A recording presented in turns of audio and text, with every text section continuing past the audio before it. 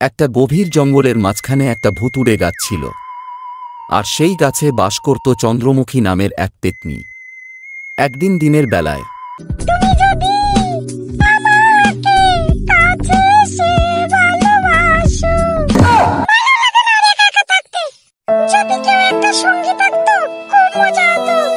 একটা ছেলেকে খুঁজতে হবে, ওকে মেরে ভূত বানাবো, তারপর ভূত আর পেত্নী মিলে খুব মজা করে থাকবো।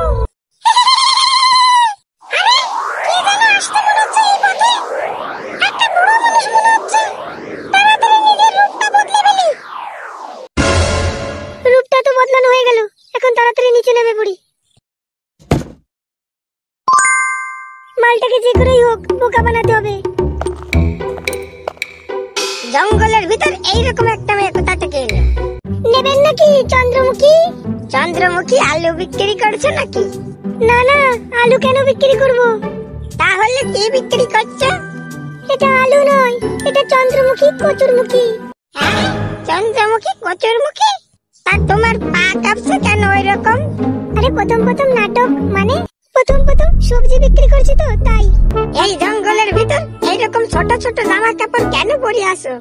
আমার জামা কাপড় কেনার টাকা নেই, এইটা বিক্রি করে তারপরে কিনবো। নয়, হ্যাঁ। আপনাকে একটা কচুরমুখী দিই? না, আমার লাগবে না। লাগবে না বললে তো হবে না। এই নিন একটা কচুরমুখী। এই একটা কচুরমুখী দিয়ে আমি কি করব? আরে তোমার নিচের লিচু দুটো একটা ছোট বড় আছে না, এই কচুরমুখীটা বাড়ি নিয়ে গিয়ে খাবে, দেখবে ঠিক হয়ে যাবে। এই মেয়ে কি করে জানলো যে আমার ছোট বড় আছে? এই যে তো কোনো মেয়ে মনে হচ্ছে, না কোনো পরী মনে হয়।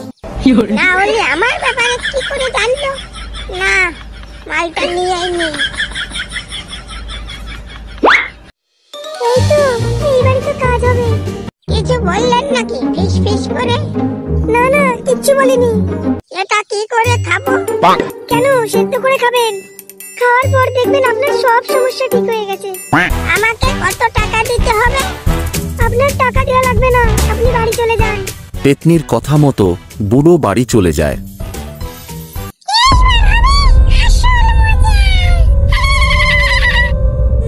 চন্দ্রমুখী, এই চন্দ্রমুখী, কি রে ফাক ফাক করে চিল্লাচ্ছিস কেন?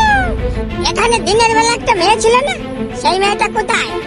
দিনের বেলায় ছিল, তাই বলে কি রাতের বেলাও থাকবে নাকি? তোকে তো দেখে মনে হচ্ছে তুই রেগে আছিস। রাগ করছিস কেন? কি হয়েছে তাই বল। কি হয়েছে? সকালবেলায় একটা মেয়ে আমাকে কচুরমুখী দিয়েছিল আর বলেছিল ওটা খেলে নাকি আমার ছোট বড় লিচু দুটো ঠিক হয়ে যাবে। কেন?